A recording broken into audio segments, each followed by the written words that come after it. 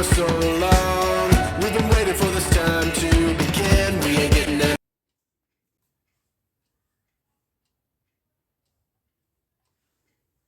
ನಮಸ್ತೆ. ಭಗವಂತನ ದಯೆಯಿಂದ ಎಲ್ಲರೂ ಆರಾಮವಾಗಿದ್ದೀರಾ ಅಂತ ತಿಳ್ಕೊತಾ ನಾನು ಈ ವಿಡಿಯೋವನ್ನು ಶುರು ಮಾಡ್ತಾ ಇದ್ದೀನಿ. ಈ ವಿಡಿಯೋದ ವಿಶೇಷತೆ ಏನಪ್ಪ ಅಂದರೆ, ಇದು ಈ ಗಿಡದ ವಿಶೇಷತೆ ಹೇಳಕ್ಕೆ ಬಂದಿದ್ದೀನಿ. ಇದನ್ನು ಜೇಡ್ ಗಿಡ, ಜಡೆ ಪ್ಲ್ಯಾಂಟ್ ಅಂತ ಕರೀತಾರೆ.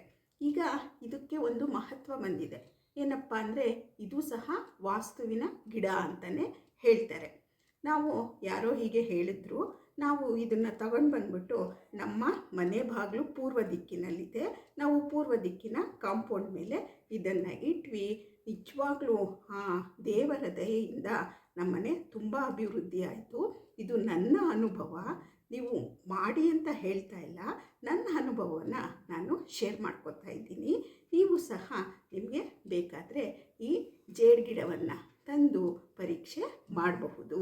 ನಾವು ಯಾವ ರೀತಿ ತುಳಸಿ, ಮನಿ ಪ್ಲ್ಯಾಂಟು ಅವಕ್ಕೆಲ್ಲ ಇಂಪಾರ್ಟೆನ್ಸ್ ಕೊಡ್ತೀವೋ, ಯಾವ ರೀತಿ ನೀರನ್ನು ಹಾಕ್ತೀವೋ ಅದೇ ರೀತಿ ಇದಕ್ಕೂ ಹಾಕಿ ಬೆಳೆಸಬಹುದು.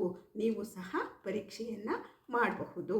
ನಮ್ಮನೆ ಪೂರ್ವ ದಿಕ್ಕಿನಲ್ಲಿಲ್ಲಪ್ಪ ಬಾಗಿಲು ಅಂತ ಹೇಳೋರು, ನಿಮ್ಮನೆ ಯಾವ ದಿಕ್ಕಿನಲ್ಲಿದೆಯೋ ಅದೇ ದಿಕ್ಕಿನಲ್ಲೇ ತಂದು ಈ ಗಿಡವನ್ನು ಬೆಳೆಸಿ ನೋಡಿ, ನೀವು ಸಹ ಅಭಿವೃದ್ಧಿಯನ್ನು ಹೊಂದಬಹುದು ದೇವರ ದಯೆ ಇದ್ದರೆ. ಈ ಇನ್ಫಾರ್ಮೇಷನು ನಿಮಗೆಲ್ಲ ಇಷ್ಟ ಆಯಿತು ಅನಿಸುತ್ತೆ.